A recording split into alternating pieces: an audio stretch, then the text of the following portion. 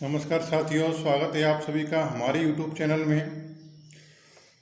हिंदी व्याकरण सभी प्रतियोगी परीक्षाओं के लिए बहुत ही महत्वपूर्ण है, चाहे MP टेट हो, UP टेट हो, C टेट हो, रीट, सब इंस्पेक्टर, पेंग, जेल प्रहरी, बररक्षक आदि सभी में हिंदी व्याकरण बहुत ही पूछा जाता है।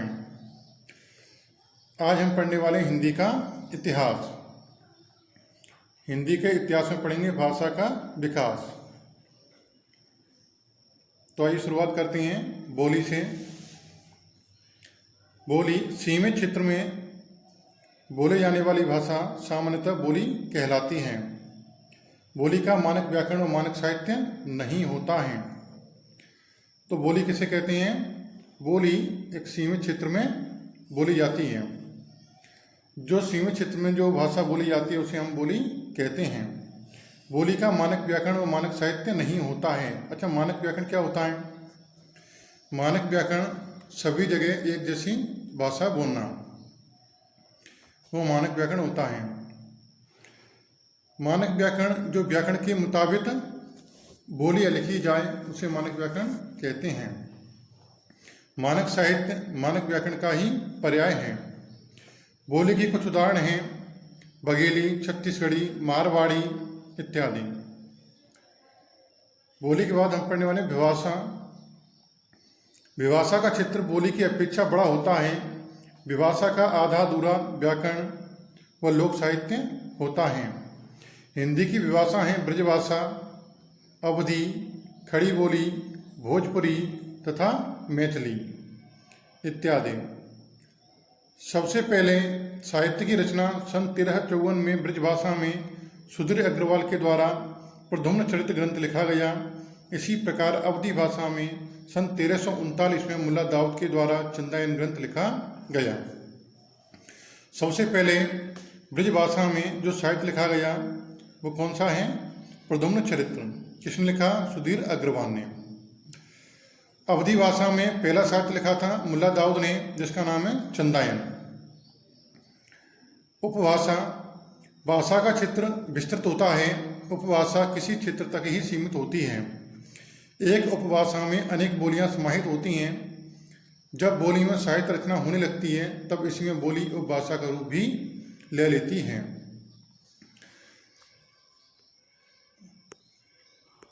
हिंदी की उपभाषाएं एवं बोलियां। हिंदी की 5 उपभाषाएं एवं 18 बोलियां हैं। उपभाषा हैं पूर्वी हिंदी, पश्चिमी हिंदी, बिहारी हिंदी, राजस्थानी हिंदी, पहाड़ी हिंदी। पूर्वी हिंदी की बोलियां हैं अवधी, बघेली, छत्तीसगढ़ी। पश्चिमी हिंदी उपभाषा की बोलियां हैं ब्रज, कन्नौजी, बुंदेली, हरियाणवी, कौरवी, दक्षिणी हिंदी। बिहारी हिंदी की बोलियां हैं भोजपुरी, मगही, मैथिली।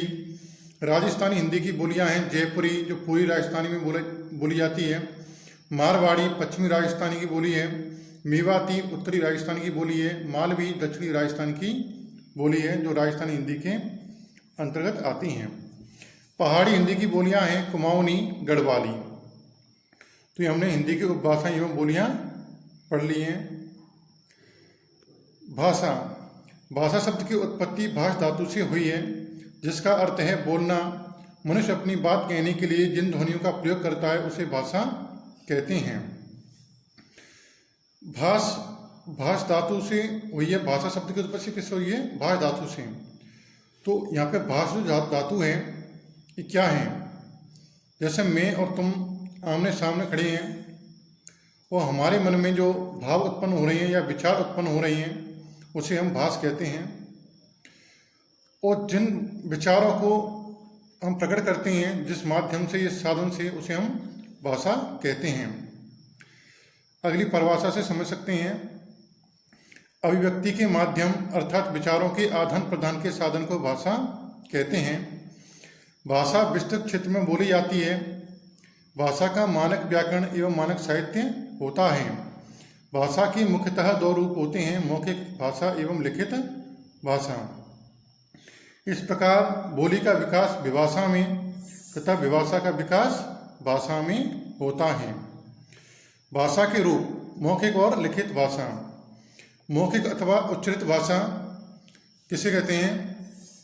भाषा का बोलचाल का रूप ही मौखिक भाषा है। इसका जन्म मानव के जन्म के साथ ही हुआ है।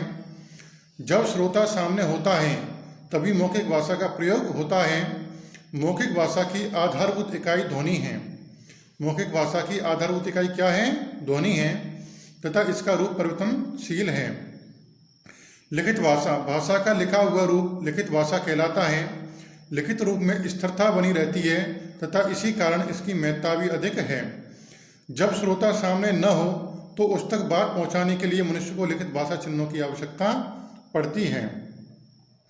इन्हीं लिखित चिन्हों को लिपि चिन्ह अथवा वर्ण कहते हैं। इसलिए लिखित भाषा की आधारभूत इकाई वर्ण है। मौखिक भाषा की आधारभूत इकाई क्या है? ध्वनि है। और लिखित भाषा की आधारभूत इकाई क्या है? वर्ण है। प्रत्येक व्यक्ति जन्म से ही अपनी मातृभाषा सीख लेता है। अनपढ़ लोग भी अनेक भाषाएं बोल और समझ सकते हैं। भाषा का मूल और प्राचीन रूप मौखिक है। लिखित रूप तो बाद में विकसित हुआ है। अतः कह सकते हैं कि भाषा का मौखिक रूप प्रधान रूप है तथा लिखित रूप गौण रूप है। आपसे पूछा जा सकता है कि भाषा का प्रधान रूप कौन सा है और गौण रूप कौन सा है? तो भाषा का मौखिक रूप आपका क्या है? प्रधान रूप है और लिखित रूप गौण रूप है। भाषा के अंग ध्वनि, वर्ण, शब्द, वाक्य तथा लिपि भाषा के 5 अंग हैं जिनका आश्रय लेकर भाषा अपने विचारों की अभिव्यक्ति करती है। तो अभी हमने भाषा का परिचय समझ लिया है। इसके बाद हम पढ़ते हैं लिपि। भाषा में प्रत्येक ध्वनि का अपना चिन्ह या वर्ण होता है। वर्णों की इसी व्यवस्था को लिपि कहते हैं। अपने ज्ञान, भाव और विचारों को स्थिर, स्थायी और विस्तृत बनाने के लिए लिपि की आवश्यकता होती है। परिभाषा: मौखिक ध्वनियों को लिखकर प्रकट करने वाले चिन्हों को लिपि कहते हैं। ध्वनि चिन्हों के लिखने के तरीके को लिपि कहा जाता है। प्रत्येक भाषा की अपनी एक भिन्न लिपि होती है। भाषा की ध्वनियों को जिन लेखक चिन्हों के द्वारा प्रकट किया जाता है उन्हें लिपि कहते हैं। संसार की विभिन्न भाषाएं अलग अलग लिपियों में लिखी जाती हैं। कुछ भाषाएं तथा उनकी लिपियां इस प्रकार हैं, जैसे अंग्रेजी, जर्मन, फ्रेंच, पोलिश, स्पेनिश। ये किस लिपि में लिखी जाती हैं? रोमन लिपि में। हिंदी, संस्कृत, मराठी, नेपाली, गुजराती या देवनागरी या नागरी लिपि में लिखी जाती हैं। पंजाबी गुरुमुखी लिपि में, गुजराती गुजराती लिपि में, कन्नड़ कन्नड़ लिपि में, उड़िया उड़िया लिपि में, अरबी अरबी लिपि में, तमिल तमिल लिपि में, रूसी बुल्गेरियन रूसी लिपि में, तेलुगु तेलुगु लिपि में, मलयालम मलयालम या केरल लिपि में, बांग्ला बांग्ला लिपि में, असमिया बांग्ला लिपि में, उर्दू अरबी फारसी फारसी लिपि में लिखी जाती हैं। कश्मीरी, देवनागरी, शारदा रोमन अरबी फारसी लिपि में लिखी जाती हैं। भाषा और लिपि एक दूसरे के पूरक होते हैं। पाणिनि की अष्टाध्यायी नामक ग्रंथ में लिपि, लिपिकर आदि शब्द का उल्लेख मिलता है। भारत में सर्वप्रथम लिपि के साक्ष्य सिंधु घाटी सभ्यता से प्राप्त होते हैं। तो भारत में सर्वप्रथम लिपि के साक्ष्य कहाँ से प्राप्त होते हैं? सिंधु घाटी सभ्यता से प्राप्त होते हैं, जिसका समय 3300 से 1300 ईसा पूर्व माना जाता है। भारत में कुल 22 लिपियों का प्रचलन है, जो कि इस प्रकार हैं: ब्राह्मी, खरोष्टी, गुप्त, कुटिल, देवनागरी, शारदा, बांग्ला, तेलुगु, कन्नड़, ग्रंथ, कलिंग, तमिल, बटलितु, मलयालम, गुरुमुखी, गुजराती, मैथिली, मोडी, कैथी, महाजनी, उर्दू, रोमन। तो यहाँ हमने लिपि को अच्छे से समझ लिया है। ब्राह्मी लिपि के सर्वप्रथम साक्ष्य राजस्थान राज्य के अजमेर जिले के बडली गांव के शिलालेखों से तथा उत्तर प्रदेश राज्य के बस्ती जिले की पिपरावा स्तूप से प्राप्त होते हैं। तो ब्राह्मी लिपि के साक्ष्य राजस्थान राज्य के अजमेर जिले के बडली गांव से और उत्तर प्रदेश राज्य के बस्ती जिले की पिपरावा स्तूप से प्राप्त होते हैं। भारत की सबसे प्राचीन लिपि ब्राह्मी लिपि है। भारत की सबसे प्राचीन लिपि कौन सी है? ब्राह्मी लिपि है। तथा सबसे प्राचीन भाषा कौन सी है? संस्कृत है। ब्राह्मी लिपि का सर्वप्रथम प्रयोग किसने किया? वैदिक आर्यों ने किया। ब्राह्मी लिपि का सबसे प्राचीनतम नमूना 5वीं सदी ईसा पूर्व का है, जो कि बौद्धकालीन है। इस लिपि का प्रयोग 5वीं सदी ईसा पूर्व से 350 ईस्वी तक हुआ। 350 ईस्वी के बाद यह लिपि 2 शैलियों में बट गई। नंबर 1 उत्तरी शैली, नंबर 2 दक्षिणी शैली।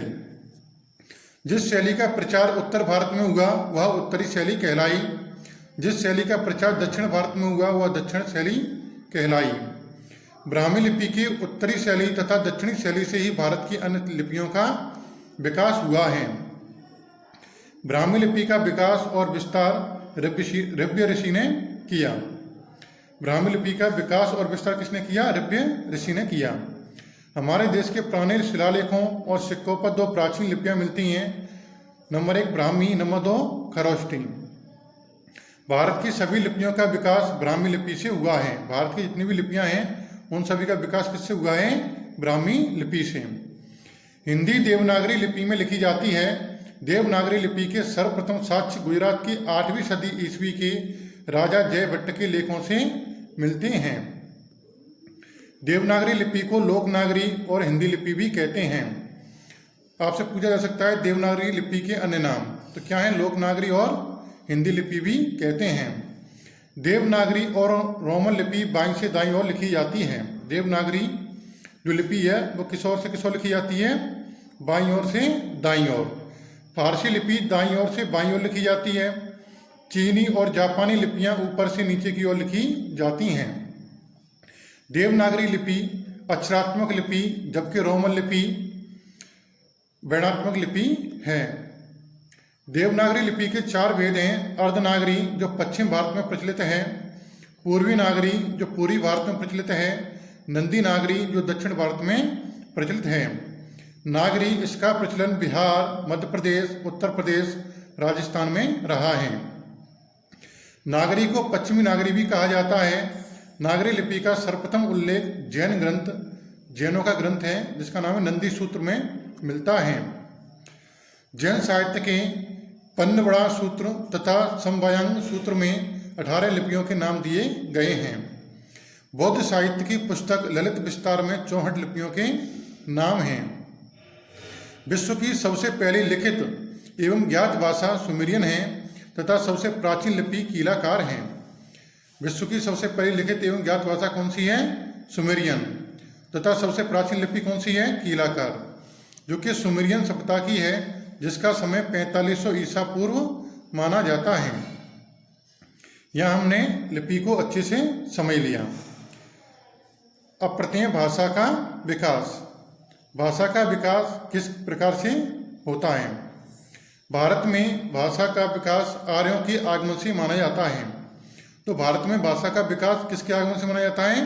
आर्यों के, जो कि मध्य एशिया से 1500 ईसा पूर्व में भारत आए। आर्य कहाँ से आए थे? मध्य एशिया से आए थे 1500 ईसा पूर्व में। यह एक पशुपालक जाति थी। इनके आने के 2 प्रमुख कारण थे: पशुओं के लिए चारा इकट्ठा करना तथा व्यापार करना। तो आर्य जाति भारत में क्यों आई थी? पशुओं के लिए चारा इकट्ठा करना और व्यापार करने के लिए। आर्य जाति मध्य एशिया से होते हुए खैबर दर्रा से होते हुए पश्चिमी द्वार जिसे सिंह द्वार या सिंधु द्वार से इन्होंने भारत में प्रवेश किया तथा सर्वप्रथम सप्त सेंधा प्रदेश जिसे पंजाब में निवास कैसे किया। पंजाब को सप्त सेंधा प्रदेश कहा जाता था। इनके साथ ही संस्कृत भाषा का आगमन हुआ। तो संस्कृत भाषा का आगमन किसके समय हुआ? तो संस्कृत भाषा का आगमन आर्यों के आगमन के साथ ही हुआ। संस्कृत से उत्पन्न सभी भाषाओं को भारतीय आर्य भाषा कहा जाता है। संस्कृत से जितनी भाषाएं उत्पन्न हुई हैं उन सभी भाषाओं को भारतीय आर्य भाषा कहा जाता है। भारतीय आर्य भाषा को हम 3 भागों में बांटकर पढ़ते हैं। भारतीय आर्य भाषा, प्राचीन आर्य भाषा, मध्यकालीन आर्य भाषा, आधुनिक आर्य भाषा। प्राचीन आर्य भाषा में हम संस्कृत को पढ़ने वाले हैं। संस्कृत को भी 2 भागों में बांटा गया है, वैदिक संस्कृत और लौकिक संस्कृत। मध्यकालीन आर्य भाषा के अंतर्गत आती हैं पाली, प्राकृत, अपभ्रंश, अपभट्ट। आधुनिक आर्य भाषा के अंतर्गत आती हैं बांग्ला, ओडिया, असमिया, पंजाबी, सिंधी, मराठी, हिंदी। हिंदी का सही विकास क्रम। हिंदी जो भाषा है उसका विकास क्रम किस प्रकार से होता है? तो सबसे पहले हमारे यहाँ जो आर्यों के आगमन के साथ ही कौन सी भाषा आई थी? संस्कृत।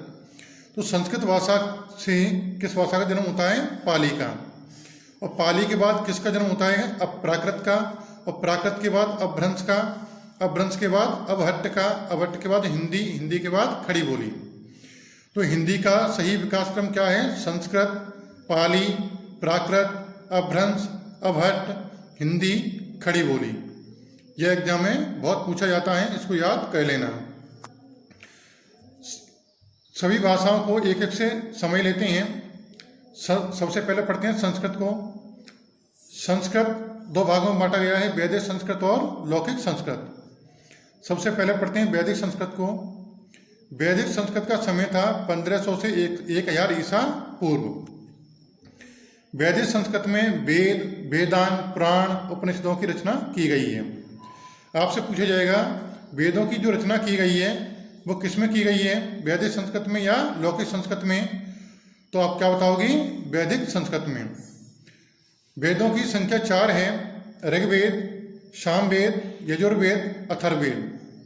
ऋग्वेद में देवताओं की स्तुति का वर्णन है। सामवेद भारतीय संगीत का वर्णन है। यजुर्वेद जप तप का वर्णन है। अथर्ववेद में औषधियों का वर्णन है। वेदों के बाद पढ़ते हैं वेदांग। वेदांगों की संख्या होती है 6।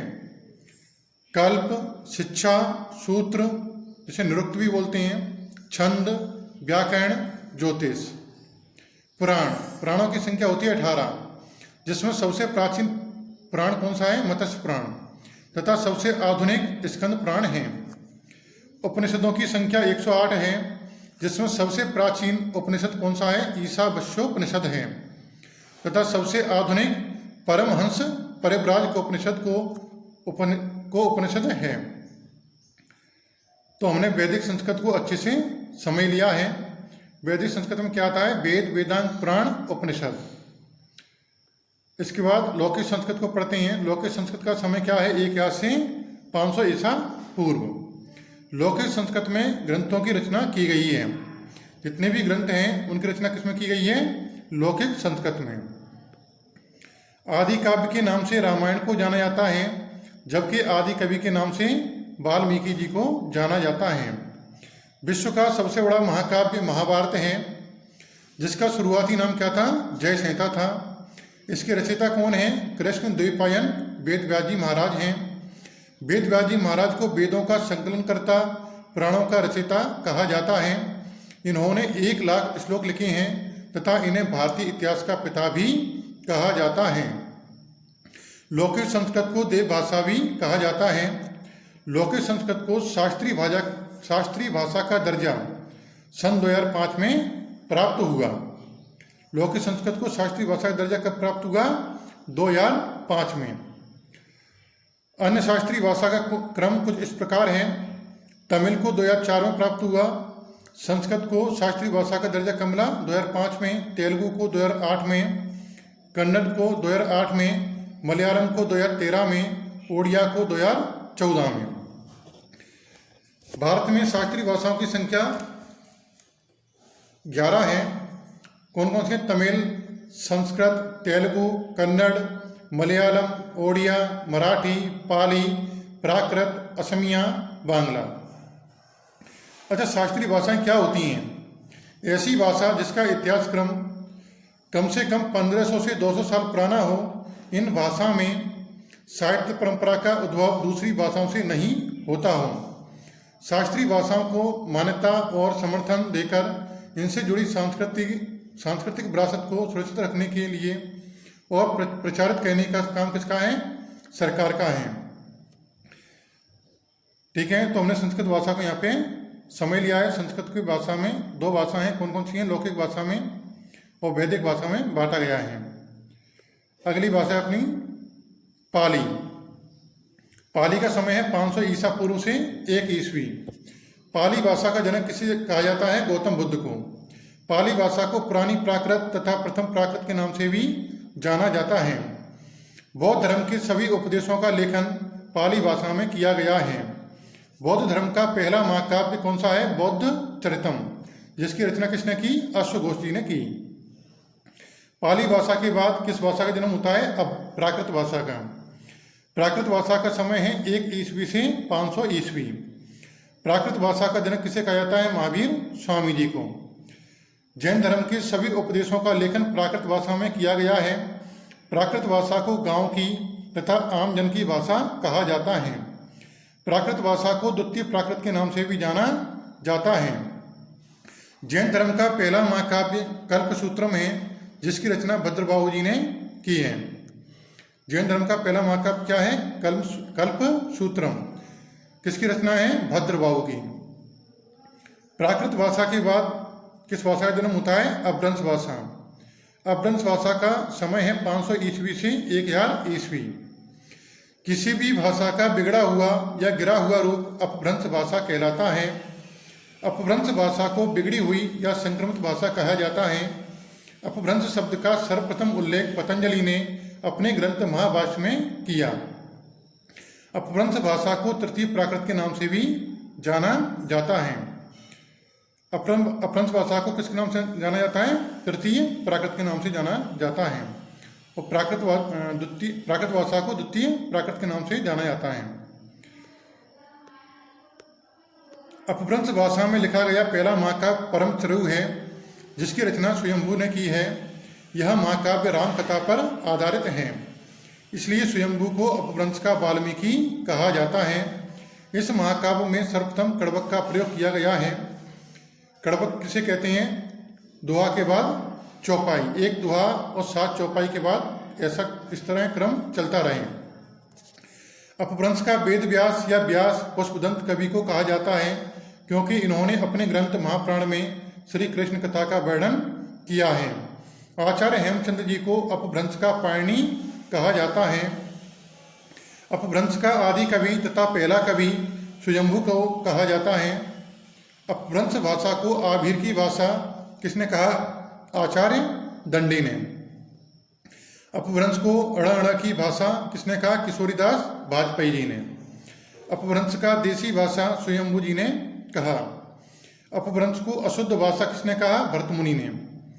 पंडित भोलानाथ तिवारी के अनुसार अपभ्रंश को 7 भागों में बांटा गया है, जिनसे भारत की भाषाओं का जन्म हुआ है। अपभ्रंश सौरसेनी से किन भाषाओं का जन्म हुआ है?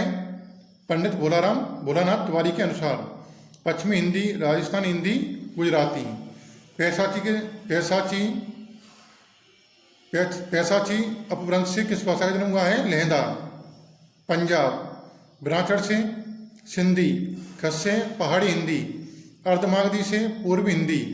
मागधी से बिहारी हिंदी। असमिया, ओडिया, बांग्ला। महाराष्ट्री से मराठी। अपभ्रंश भाषा के बाद अवहट्ट भाषा का उद्भव होता है। अवहट्ट भाषा का समय है 900 ईस्वी से 1100 ईस्वी। अवहट्ट अपभ्रंश का ही परवर्ती या परिवर्तित रूप है।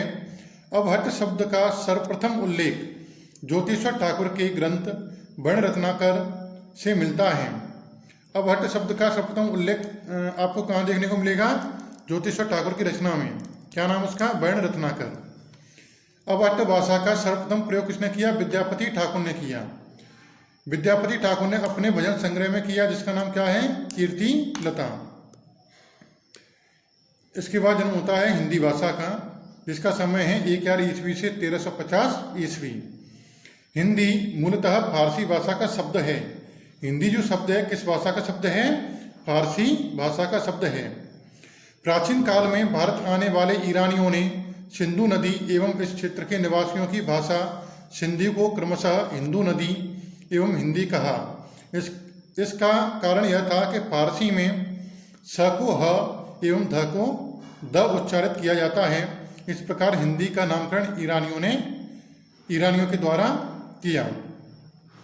हिंदी शब्द 2 शब्दों हिन प्लस दोह से मिलकर बना है। हिन का अर्थ होता है अनन कहना और दो का अर्थ क्या होता है? दुष्टों का। अर्थात कट्टरपंथी विचारधारा के अनुसार दुष्टों का हनन करने वाले व्यक्तियों द्वारा जो भाषा बोली गई उसे हिंदी नाम से जाना जाता है। आधुनिक हिंदी साहित्य का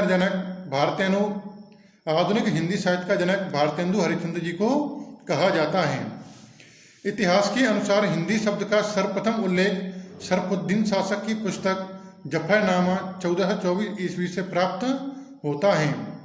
वैज्ञानिक परिभाषा के अनुसार हिंदी शब्द का सर्वप्रथम उल्लेख फारसी धर्म की पुस्तक जैद अवस्था से प्राप्त होता है। इस पुस्तक का लेखन जरथुस्त्र जी ने 7वीं सदी ईसा पूर्व में किया। भारत में लगभग 43.63% लोग हिंदी बोलते हैं, अर्थात 52,83,47,193 लोग हिंदी बोलते हैं। जॉर्ज ग्रियर्सन ने हिंदी को आम बोलचाल की भाषा कहा है। हिंदी भारोपी भाषा परिवार की भाषा है। हिंदी का संबंध या उत्पत्ति सौरसेनी अपभ्रंश से है। हिंदी शब्द की व्युत्पत्ति सिंधु नदी से मानी जाती है। हिंदी का जो समय है 1000 ईस्वी से आरंभ माना जाता है। हिंदी का काल 3 भागों में विभाजित किया गया है: प्राचीन हिंदी, मध्यकालीन हिंदी, आधुनिक हिंदी। हिंदी भाषा का जन्म अपभ्रंश भाषा से माना जाता है। यही कारण है कि अपभ्रंश भाषा का प्रथम कवि हिंदी का आदि कवि माना जाता है। खड़ी बोली का समय है 1350 ईस्वी से आज तक। इस भाषा का मूल नाम क्या है? कौरवी। लेकिन साहित्य भाषा बनने के बाद खड़ी बोली नाम पड़ा। किसका नाम पड़ा? खड़ी बोली, कौरवी का। खड़ी बोली का जनक अमीर खुसरो को कहा जाता है। अमीर खुसरो जी का वास्तविक नाम क्या था? अब्दुल हसन। तो खड़ी बोली का जनक किसे कहा जाता है? अमीर खुसरो को।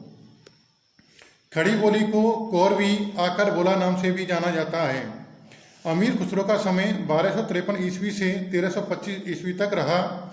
इन्होंने दिल्ली में 7 शासकों के शासनकाल में अपनी सेवाएं दी। अमीर खुसरो ने सर्वप्रथम खड़ी बोली का प्रयोग अपनी पहेलियों में किया। खड़ी बोली का सर्वप्रथम पद्य रूप में प्रयोग अमीर खुसरो ने अपने ग्रंथ खालिक बारी में किया। खड़ी बोली का सर्वप्रथम गद्य रूप में प्रयोग लल्लू लाल ने अपनी पुस्तक प्रेम सागर में किया। तो खड़ी बोली का पद्य रूप में किसने प्रयोग किया? अमीर खुसरो ने। और गद्य रूप में किसने किया? लल्लू लाल ने। जॉर्ज ग्रियर्सन जी ने इसे देसी हिंदुस्तानी भाषा कहा है। अमीर खुसरो को फुटकल कवि तथा खड़ी बोली का आदि कवि भी कहा जाता है। खड़ी बोली में लिखा गया पहला महाकाव्य प्रिय प्रवास है, जिसकी रचना अयोध्या सिंह उपाध्याय हरिओद ने 1909 ईस्वी से 1913 ईस्वी तक की। प्रिय प्रवास महाकाव्य में राधा जी का समाज सेविका के रूप में वर्णन किया गया है। खड़ी बोली के सबसे लोकप्रिय कवि कौन है? हरिओद जी हैं। खड़ी बोली को अंग्रेजी में स्टैंडर्ड्स भाषा कहते हैं। हिंदी प्लस उर्दू मिश्रित भाषा को खड़ी बोली कहते हैं। शुद्ध खड़ी बोली के लिए अमीर खुसरो जी ने हिंदवी नाम दिया। अमीर खुसरो ने अपने ग्रंथ खालिक बारी में हिंदवी शब्द का प्रयोग 30 बार तथा हिंदी शब्द का प्रयोग 5 बार किया। खड़ी बोली का मानक रूप हिंदी है। खड़ी बोली, आप समझते हैं खड़ी बोली कोई ठेठ बोली या गमारू भाषा है? नहीं, आपकी जो राजभाषा है वो खड़ी बोली को ही राजभाषा का दर्जा मिला है। यहाँ पर हमने भाषाओं का क्रम अच्छे से समझ लिया। अब हम समझने वाले हैं भाषा परिवार। विश्व में लगभग 3000 भाषाएं बोली जाती हैं। भाषाओं का एक समूह जो किसी एक ही प्राचीन भाषा से उत्पन्न हुई हैं उसे भाषा परिवार कहते हैं। विश्व में कुल 12 भाषा परिवार की भाषाओं को बोला जाता है, जो कि इस प्रकार हैं: भारोपीय, द्रविड़, चीनी तिब्बती बर्मी, सेमिटिक, हेमेटिक, आग्नेय, यूराल अल्टाइक, बाटू, अमेरिकी जिसे रेड इंडियन बोला जाता है, काकिसन, सूडानी, बुशमैन। भारत में 4 भाषा परिवार की भाषाएं बोली जाती हैं, जो कि निम्नलिखित हैं। भारत में कितनी भाषा परिवार की भाषाएं बोली जाती हैं? 4।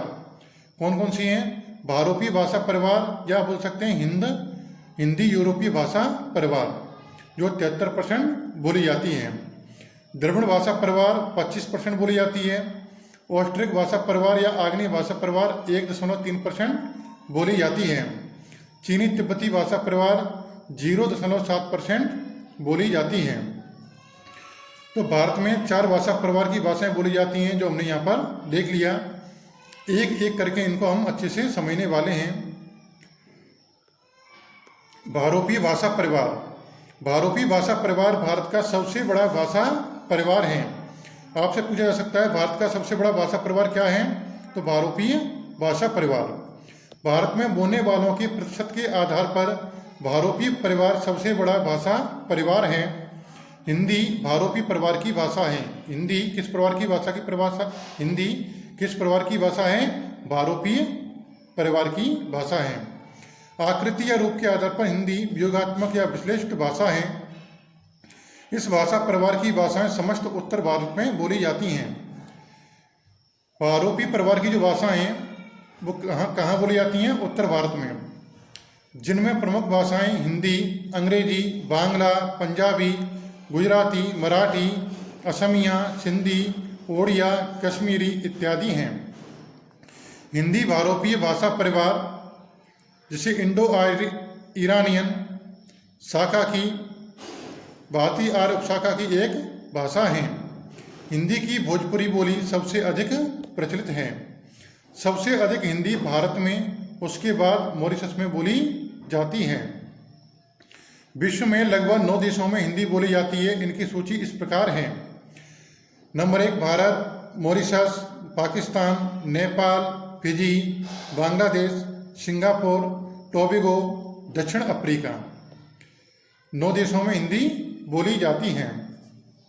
ध्वनि के आधार पर इस भाषा परिवार की 10 शाखाओं को 2 वर्गों सतत और केंतों में बांटा गया है, जो कि इस प्रकार हैं। 5 शाखाओं को सतत में और 5 शाखाओं को केंतों में। सतम में है Illyrian, Baltic, Slavonic, Armenian, Indo Iranian. Indo Iranian को भी 2 भागों में बांटा गया, भारतीय और ईरानी। केंतों में Celtic, Teutonic, Latin, Hellenic Greek, तोखारी। डॉक्टर जॉर्ज ग्रियर्सन जी ने भारतीय ईरानी शाखा को 3 उपशाखाओं में बांटा है, ईरानी, दर्द, भारतीय आर्य भाषा। तो हमने ये बहुरूपीय परिवार की भाषा को समझ लिया है। दूसरी है द्रविड़ भाषा परिवार। द्रविड़ भाषा परिवार की भाषाएं समस्त दक्षिण भारत में बोली जाती हैं। देखिए, बहुरूपीय परिवार की भाषाएं बहुरूपीय परिवार की समस्त भाषाएं उत्तर भारत में बोली जाती हैं, और द्रविड़ भाषा परिवार की भाषाएं समस्त भाषाएं कहाँ बोली जाती हैं, दक्षिण भारत में। इस भाषा परिवार की प्रमुख भाषाएं तमिल, तेलुगु तथा मलयालम हैं। तीसरी भाषा है अपनी ऑस्ट्रिक आग्नेय भाषा परिवार।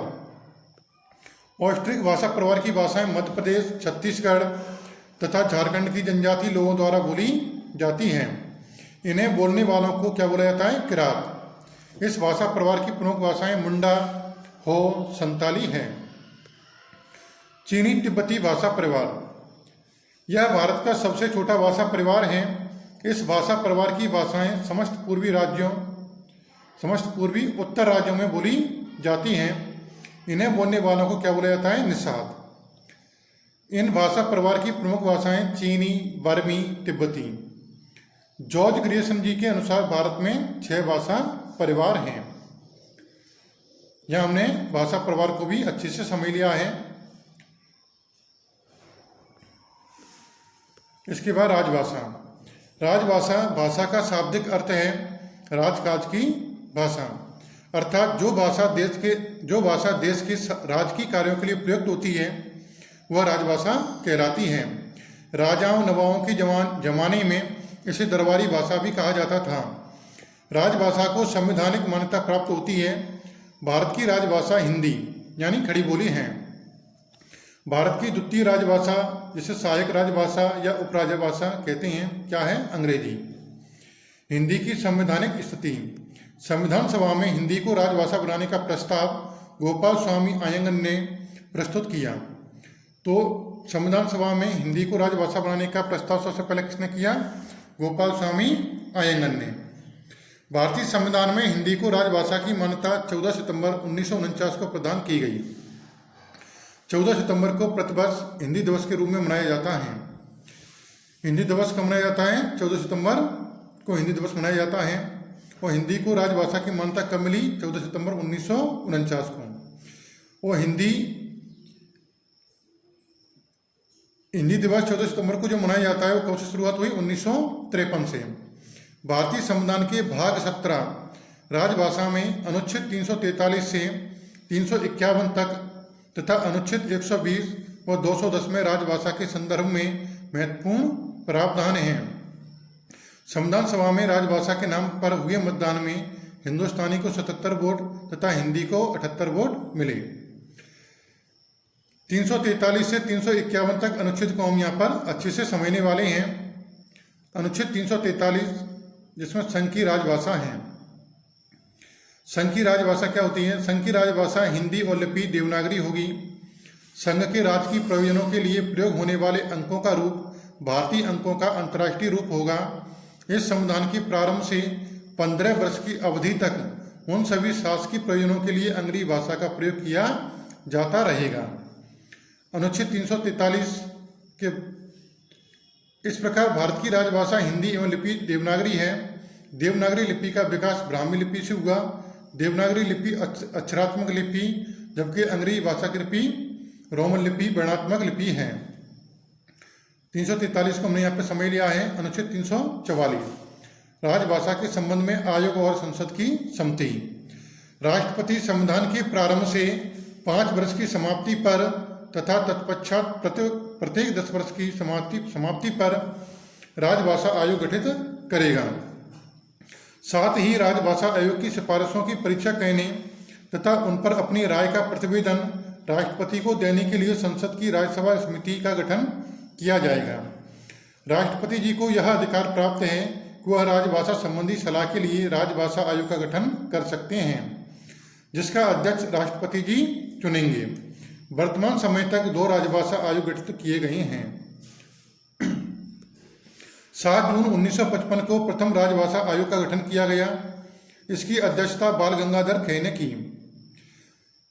प्रथम राजभाषा आयोग गठन कब किया गया? 7 जून 1955 को, जिसकी अध्यक्षता किसने की? बाल गंगाधर खेर ने, जिसने राष्ट्रपति को अपनी रिपोर्ट 1956 में प्रस्तुत की थी। इस आयोग में 19 सदस्य तथा एक अध्यक्ष मिलाकर कुल 20 सदस्य थे। 16 नवंबर 1957 को एक संसदीय राजभाषा आयोग का गठन किया गया, जिसकी अध्यक्षता गोविंद वल्लभ भाई पंत ने की। इस आयोग में 22 सदस्य लोकसभा से, 7 सदस्य राज्यसभा से तथा एक अध्यक्ष को मिलाकर कुल 30 सदस्य थे। अनुच्छेद 345 राज्य की राजभाषा एवं राजभाषा है। यह प्रत्येक राज्य को स्वतंत्रता देता है। ये अनुसूची 8 में वर्णित 22 प्रादेशिक भाषाओं में से किसी एक भाषा को अपने राज्य की राजभाषा बना सकता है।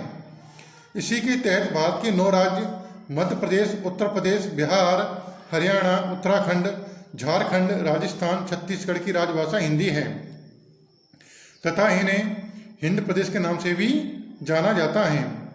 दिल्ली तथा अंडमान निकोबार द्वीप समूह ऐसे केंद्र शासित प्रदेश हैं जहाँ की राजभाषा हिंदी है। जम्मू कश्मीर एकमात्र ऐसा केंद्र शासित प्रदेश है जहाँ की राजभाषा कौन सी है? उर्दू। नागालैंड, मेघालय, मिजोरम, अरुणाचल प्रदेश भारत की ऐसे राज्य हैं जहाँ की राजभाषा अंग्रेजी है। इनमें से भी सर्वप्रथम नागालैंड ने अंग्रेजी को राजभाषा बनाया। उत्तराखंड भारत का एकमात्र ऐसा राज्य है जहाँ संस्कृत को द्वितीय राजभाषा का दर्जा दिया गया है। उत्तर प्रदेश भारत का एकमात्र ऐसा राज्य है जहाँ उर्दू को द्वितीय राजभाषा का दर्जा प्राप्त है। पंजाब, महाराष्ट्र, गुजरात, दादर नगर हवेली और दमन द्वीप में हिंदी को द्वितीय राजभाषा का दर्जा प्राप्त है।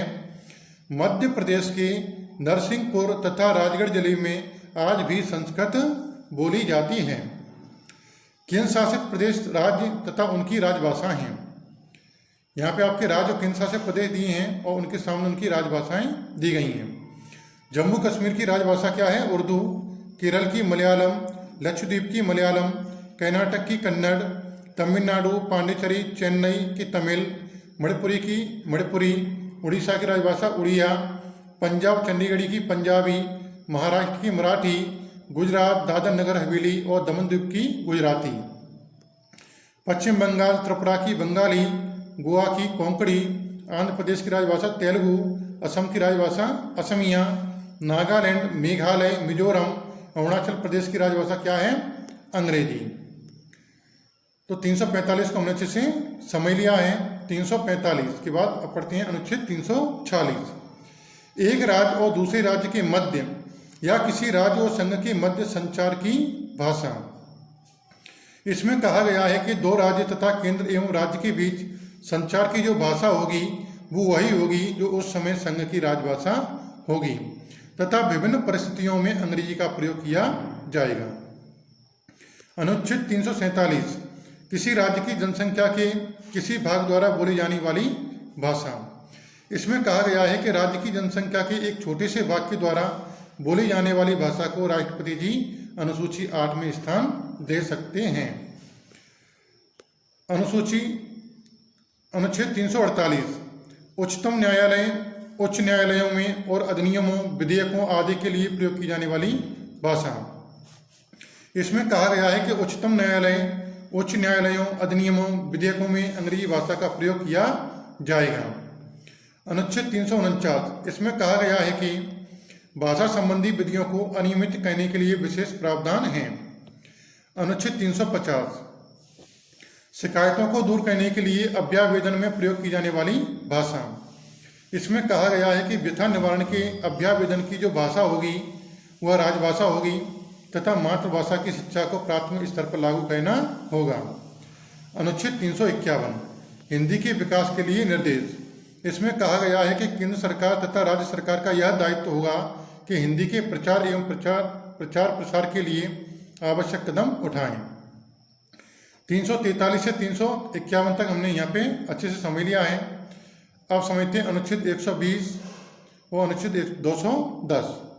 अनुच्छेद 120 संसद में प्रयोग की जाने वाली भाषा।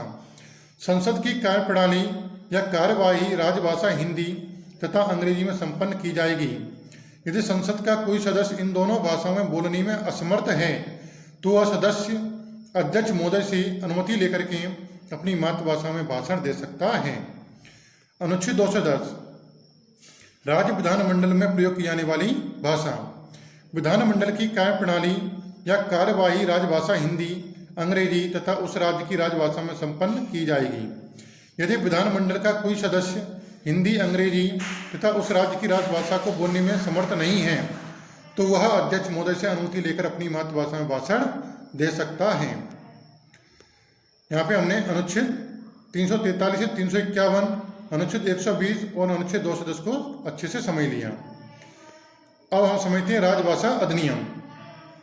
प्रथम राजभाषा अधिनियम 10 मई 1963। इस अधिनियम में कुल 9 धाराएं थीं जिनमें यह प्रावधान किया गया कि हिंदी को राजभाषा के रूप में रहने के लिए कुछ वर्षों की अवधि और बढ़ा दी गई तथा अंग्रेजी का प्रयोग यथारूप में किया गया। पंडित जवाहरलाल नेहरू के समय में राजभाषा अधिनियम 1963 के संशोधन 1965 व 1967 में यह प्रावधान किया गया कि अंग्रेजी सहायक राजभाषा या उपराजभाषा के रूप में कार्य करेगी। द्वितीय राजभाषा अधिनियम 17 जुलाई 1976। इस अधिनियम में कुल 12 अध्याय थे। इसमें यह व्यवस्था की गई थी कि हिंदी राजभाषा के रूप में तथा अंग्रेजी का प्रयोग जिस प्रकार हो रहा था उसी प्रकार अनंत वर्षों तक किया जाएगा जब तक संसद कोई कानून नहीं बनाती। यह इंदिरा गांधी के समय में। इस अधिनियम के तहत संपूर्ण भारत को 3 भागों में बांटा गया है। वर्ग क इसमें इसके अंतर्गत हिंद प्रदेशों को रखा गया है। वर्ग ख इसमें ऐसे प्रदेश शामिल किए गए हैं जहां हिंदी को बोला व समझा जाता है। वर्ग ख ऐसे राज्य जहां हिंदी को न तो बोला जाता है न ही समझा जाता है। तो हमने यहाँ राजभाषा अधिनियम समझ लिए। अब हम समझते हैं अनुसूची 8। भारतीय संविधान की अनुसूची 8 प्रादेशिक भाषाओं में संबंधित है। मूल संविधान में भाषाओं की संख्या 14 थी, लेकिन समय समय पर संशोधन के माध्यम से कुछ अन्य भाषाएं जोड़ी गईं, जिससे वर्तमान समय में भाषाओं की संख्या कितनी हो गई है? 22। संविधान की 8वीं अनुसूची के अनुसार निम्नलिखित भाषाओं को राजभाषा के रूप में मान्यता प्राप्त है, जो इस प्रकार हैं: असमिया, बांग्ला, गुजराती, हिंदी, कन्नड़, कश्मीरी, मलयालम, मराठी, उड़िया, पंजाबी, संस्कृत, सिंधी, तमिल, तेलुगु, उर्दू, कोंकणी, मणिपुरी, नेपाली, मैथिली, संथाली, डोगरी, बोडो। यह 22 भाषाओं को संविधान की सूची में शामिल किया गया है। 1967 ईस्वी में संविधान के 21वें संशोधन के द्वारा सिंधी को 8वीं अनुसूची में जोड़ा गया। 1952 ईस्वी में संविधान के 71वें संशोधन के द्वारा मणिपुरी, कोंकणी एवं नेपाली को 8वीं अनुसूची में जोड़ा गया। 92वां संविधान संशोधन अधिनियम 2003 ईस्वी के द्वारा संविधान की 8वीं अनुसूची में मैथिली, संथाली, डोगरी एवं बोडो भाषाओं को जोड़ा गया है। आपसे पूछा जा सकता है मैथिली, संथाली, डोगरी एवं बोडी भाषा को 8वीं अनुसूची में कब जोड़ा गया? तो 2003 में। किस संशोधन के तहत? 92वां संविधान संशोधन। अनुसूची 8 में पहले स्थान पर असमिया, चौथे स्थान पर हिंदी, 15वें स्थान पर सिंधी तथा 22वें स्थान पर डोगरी को जोड़ा गया है। पूरे विश्व में लगभग 6,809 भाषाएं बोली जाती हैं, जिनमें मान्यता प्राप्त भाषाओं की संख्या 2,796 है। बोडो असम में, डोगरी जम्मू कश्मीरी, मैथिली बिहारी, संथाली। अच्छा, बोडो असम में, डोगरी जम्मू कश्मीरी, मैथिली बिहारी, संथाली छोटा नागपुर का पठार में, उड़ीसा, पश्चिम बंगाल, छत्तीसगढ़, झारखंड। हिंदी भारत की राष्ट्रभाषा नहीं बल्कि राजभाषा है। यहाँ पे हमने राजभाषा अधिनियम को समझ लिया, अनुसूची 8 को भी यहाँ पे समझ लिया। अब हम पढ़ने वाले हैं राष्ट्रभाषा। राष्ट्रभाषा का शाब्दिक अर्थ है समस्त राष्ट्र में प्रयुक्त भाषा, अर्थात आम जन की भाषा या जन भाषा भी कह सकते हैं। जो भाषा समस्त राष्ट्र में जन जन के विचार विनिमय का माध्यम हो वह राष्ट्रभाषा कहलाती है। राष्ट्रभाषा सारे देश की संपर्क भाषा होती है। राष्ट्रभाषा का स्वरूप लचीला होता है। राष्ट्रभाषा का स्वरूप कैसा होता है? लचीला होता है और इसे जनता के अनुरूप किसी भी रूप में ढाला जा सकता है। हिंदी को राष्ट्रभाषा बनाने का विचार सर्वप्रथम बंगाल में उदित हुआ। हिंदी को राष्ट्रभाषा बनाने का विचार सर्वप्रथम कहाँ उदित हुआ? बंगाल में। प्रताप नारायण मिश्र ने हिंदी, हिंदू, हिंदुस्तान का नारा दिया। 1952 में एक विख्यात स्वतंत्रता सेनानी पोट्टी श्री रामल्लू ने तेलुगु भाषी लोगों के लिए एक पृथक राज्य आंध्र प्रदेश बनाने की मांग पर 58 दिन के आमरण अनशन के बाद 15 दिसंबर 1952 ईस्वी को रामल्लू की मृत्यु हो गई। 1 अक्टूबर 1953 ईस्वी आंध्र प्रदेश राज्य का गठन हो गया। यह राज्य स्वतंत्र भारत में भाषा के आधार पर गठित होने वाला पहला राज्य था। तो आपसे पूछा जा सकता है कि भाषा के आधार पर गठित होने वाला पहला राज्य कौन सा है? आंध्र प्रदेश। कब हुआ? 1 अक्टूबर 1953। उस समय आंध्र प्रदेश की राजधानी क्या थी? कैनूल थी। राष्ट्रभाषा आंदोलन हिंदी आंदोलन से संबंधित धार्मिक सामाजिक संस्थाएं। यहाँ ब्रह्म समाज का मुख्यालय कलकत्ता में है। स्थापना 1828 ईस्वी। संस्थापक कौन है? राजा राम मोहन राय। प्रार्थना समाज बम्बई में 1867 ईस्वी। संस्थापक हैं आत्माराम पांडुरंग। आर्य समाज बम्बई में 1875 ईस्वी। दयानंद सरस्वती। थियोसोफिकल सोसाइटी अड्यार मद्रास 1882 ईस्वी। Colonel H.S. आलकार। सनातन धर्म सभा भारत धर्म महामंडल 1902 नाम परिवर्तन है। वाराणसी में 1895 ईस्वी। पंडित दीनदयाल शर्मा संस्थापक हैं। रामकृष्ण मिशन बेलूर में 1897 ईस्वी। इसके संस्थापक कौन है? विवेकानंद। राष्ट्रभाषा आंदोलन हिंदी आंदोलन से संबंधित साहित्यिक संस्थाएं। नागरी प्रचारणी सभा काशी मुख्यालय इसका, काशी या वाराणसी। स्थापना कब हुई थी? 1893 ईस्वी। संस्थापक थे त्रयी श्याम सुंदर दास, राम नारायण मिश्र व शिव कुमार सिंह। हिंदी साहित्य सम्मेलन का मुख्यालय प्रयाग में 1910 ईस्वी। प्रथम सभापति मदन मोहन मालवीय। गुजरात विद्यापीठ अहमदाबाद मुख्यालय है। 1920 ईस्वी को स्थापना हुई थी। हिंदुस्तानी एकेडमी मुख्यालय इलाहाबाद। स्थापना 1927 ईस्वी। दक्षिण भारत हिंदी प्रचार सभा पूर्व नाम हिंदी साहित्य सम्मेलन था। मद्रास में 1927 ईस्वी। हिंदी विद्यापीठ देवघर 1929 ईस्वी। राष्ट्रभाषा प्रचार समिति वर्धा 1936 ईस्वी। महाराष्ट्र राष्ट्रभाषा सभा पुणे 1937 ईस्वी।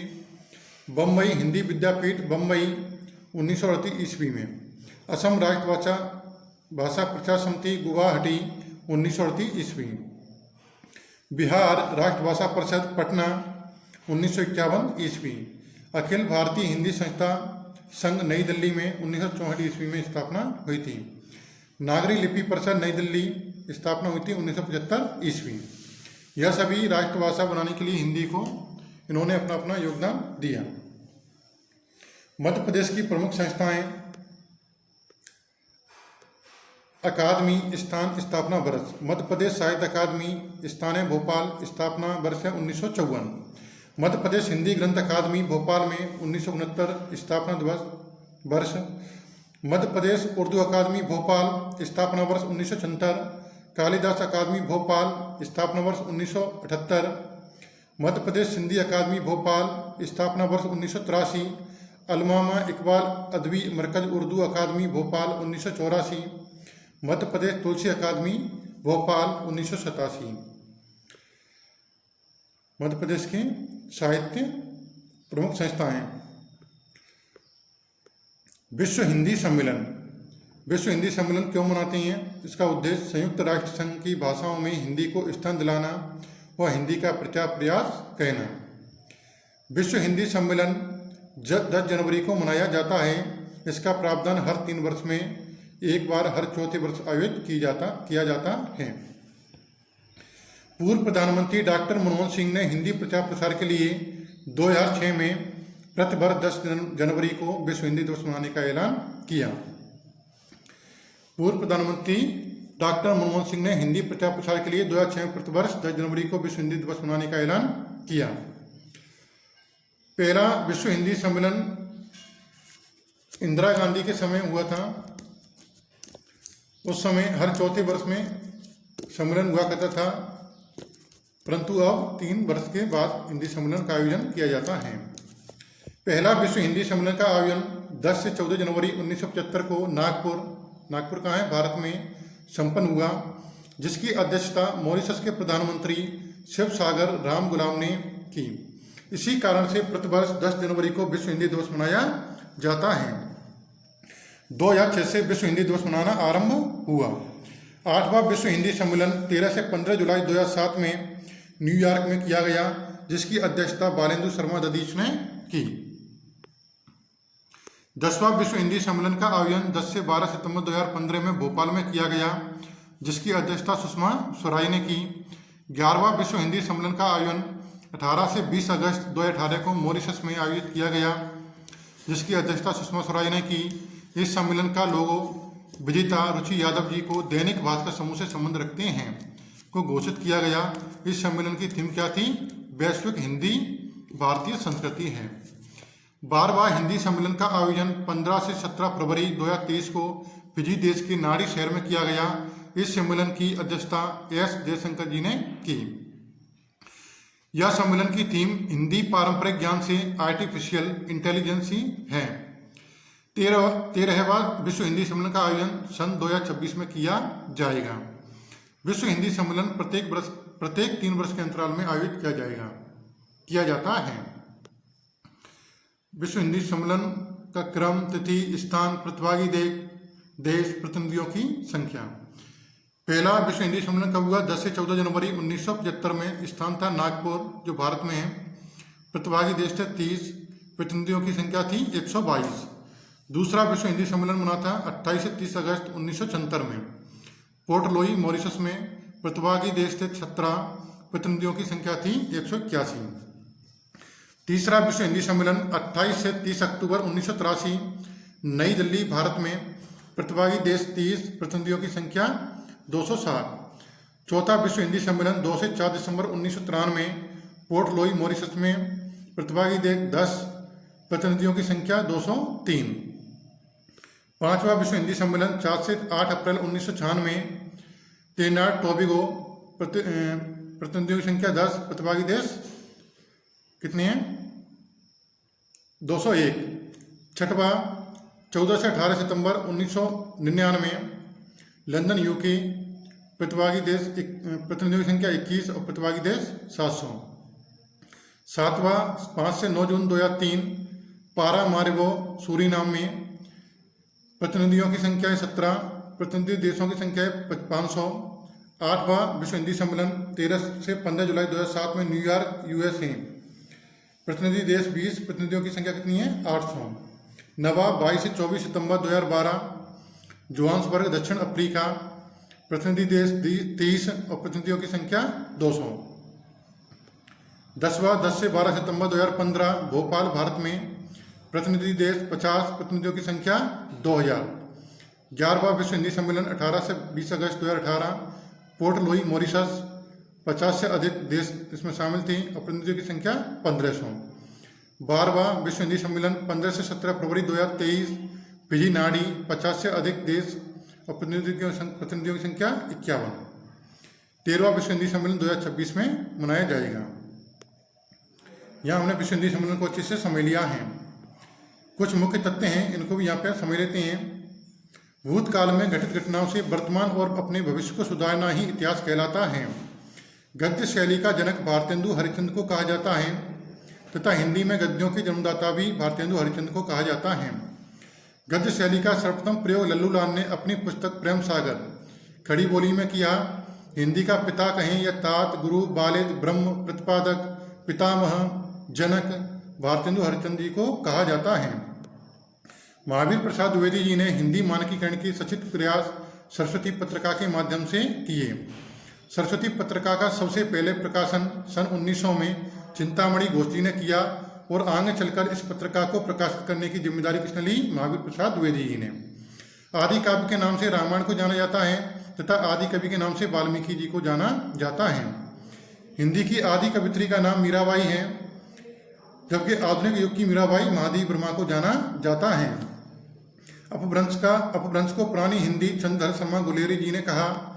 साहित्यिक अपभ्रंश को पुरानी हिंदी आचार्य रामचंद्र शुक्ल जी ने कहा। हिंदी को राष्ट्रभाषा बनाने के लिए सर्वाधिक प्रयत्न पश्चिम बंगाल ने तथा सबसे अधिक विरोध तमिलनाडु ने किया। भारत के प्रथम विधि निर्माता मनु को कहा जाता है, जबकि आधुनिक युग का मनु भीमराव अम्बेडकर जी को कहा जाता है। नागरिक हिंदी प्रचारणी सभा काशी बनारस वाराणसी की स्थापना 1893 में श्याम सुंदर सेन तथा ठाकुर शिव सिंह द्वारा की गई। दक्षिणी हिंदी प्रचारणी सभा मद्रास चेन्नई की स्थापना 1918 में महात्मा गांधी ने की। 4 फरवरी 1916 को बनारस हिंदू विश्वविद्यालय की स्थापना पंडित मदन मोहन मालवीय द्वारा की गई। हिंदी को सर्वप्रथम राष्ट्रभाषा के रूप में 1924 में बेलग्राम अधिवेशन के तहत स्वीकार किया गया, जिसकी अध्यक्षता महात्मा गांधी ने की तथा इन्होंने राष्ट्रभाषा के 5 गुण बताए। हिंदी प्रचारणी सभा की स्थापना मॉरिशस में 12 जून 1926 को की गई। इसके पहले अध्यक्ष मुक्ताराम बोलराम चटर्जी थे। इसकी स्थापना मुक्ताराम बोलराम चटर्जी और मुंगेर बंधुओं द्वारा की गई। मुक्ताराम बोलराम चटर्जी और मुंगेर बंधुओं को भगत के नाम से भी जाना जाता है। सन 1947 में आचार्य नरेंद्र देव की अध्यक्षता में लिपि सुधार आयोग का गठन किया गया। महात्मा गांधी अंतर्राष्ट्रीय हिंदी विश्वविद्यालय वर्धा महाराष्ट्र की स्थापना केंद्र सरकार ने की 1997 में। विश्व हिंदी सचिवालय की स्थापना 12 नवंबर 2002 को मॉरिशस में की गई। मध्य प्रदेश का पहला राष्ट्रीय हिंदी विश्वविद्यालय अटल बिहारी वाजपेयी राष्ट्रीय हिंदी विश्वविद्यालय है, जो भोपाल में सन 2011 में खोला गया तथा इसमें शिक्षण कार्य 2013 से आरंभ हुआ। शब्द की ऊपर लगाई जाने वाली रेखा को क्या कहते हैं? शिरोरेखा कहा जाता है। प्राचीन भारत के मूल लोग द्रविड़ तथा मूल भाषा तमिल थी। भारत का सबसे पहला नाम आर्यावर्त था। भारत का सबसे पहला नाम क्या था? आर्यावर्त। हिंदी का पायनी किशोरीदास वाजपेयी जी को कहा जाता है। इन्होंने हिंदी शब्दानुशासन नामक व्यवस्थित व्याकरण ग्रंथ लिखा। विश्व में लगभग 150 विश्वविद्यालय हिंदी में पढ़ाई जाती हैं। हिंदी के सर्वप्रथम गीतकार विद्यापति ठाकुर हैं। भारत में हिंदी 52,83,47,153 लोग मतलब 43.63 लोग हिंदी बोलते हैं। भारत में लगभग 780 भाषाएं बोली जाती हैं। उत्तर भारत में बोली जाने वाली भाषा आर्य भाषा है। दक्षिण भारत में बोली जाने वाली भाषा द्रविड़ भाषा है। ईरानियों ने हिंदी नाम दिया हमारी राजभाषा को। ईरानियों ने हमारे देश को हिंदुस्तान नाम दिया। जॉर्ज ग्रियर्सन जी ने 2 उपभाषाएं पूर्व हिंदी पश्चिमी हिंदी को मान्यता दी हैं, जिनमें कुल 8 बोलियां आती हैं। भाषा का सबसे प्राचीन रूप ऋग्वेद संहिता में मिलता है। भाषा का सबसे प्राचीन रूप किसमें मिलता है? ऋग्वेद संहिता में। भारत की भाषाओं का सबसे पहले सर्वेक्षण 1894 में जॉर्ज अब्राहम ग्रियर्सन जी ने किया। भारत में 58 भाषाओं में विद्यालय में शिक्षा दी जाती है। भारत की 90% जनसंख्या अनुसूची 8 में सम्मिलित 22 भाषाओं की अतिरिक्त जनसंख्या अंग्रेजी में प्रयोग करती है। यूनानियों ने भारत को इंडिया नाम दिया। भारत को इंडिया नाम किसने दिया? यूनानियों ने। भाषाओं के आधार पर सबसे पहले आंध्र प्रदेश राज्य को अलग किया गया 1953 में। जॉर्ज ग्रियर्सन के अनुसार 179 भाषाएं तथा 544 बोलियां हैं। प्रत्येक वर्ष 21 फरवरी को मातृभाषा दिवस मनाया जाता है। मातृभाषा दिवस मनाया जाता है 21 फरवरी को। विश्व में कुल 400 लिपियां प्रचलन में हैं। विश्व में कुल 6809 भाषाएं बोली जाती हैं, जिनमें से मान्यता प्राप्त 2796 भाषाएं हैं। भारत की 5 सबसे अधिक बोली जाने वाली भाषाएं हिंदी प्रथम स्थान पर है, बांग्ला, मराठी, तेलुगु, तमिल। विश्व की 5 सबसे अधिक बोली जाने वाली भाषाएं अंग्रेजी, चीनी, हिंदी, स्पेनिश,